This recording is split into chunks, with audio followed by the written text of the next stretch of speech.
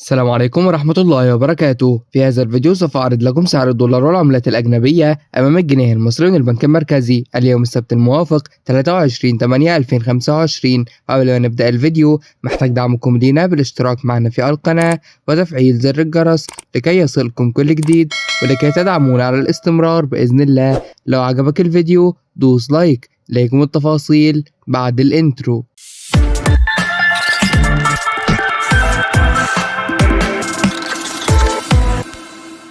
سجل الريال السعودي شراء 12 جنيه و91 قرش وبيع 12 جنيه و94 قرش. سجل الريال القطري شراء 13 جنيه و28 قرش وبيع 13 جنيه و34 قرش. سجل الدرهم الإماراتي شراء 13 جنيه و91 قرش وبيع 13 جنيه و22 قرش. سجل الدينار الأردني شراء 68 جنيه و22 قرش وبيع 68 جنيه و61 قرش. سجل الدينار الكويتي شراء 158 جنيه و43 قرش وبيع 158 جنيه و92 قرش. سجل اليورو شراء 56 جنيه و44 قرش وبيع 56 جنيه و61 قرش. سجل الجنيه الاسترليني شراء 65 جنيه و24 قرش وبيع 65 جنيه و44 قرش. سجل الدولار شراء 48 جنيه و44 قرش وبيع 48 جنيه و57 قرش. في نهاية الفيديو لا تنسونا بالاشتراك معنا في القناة وتفعيل زر الجرس.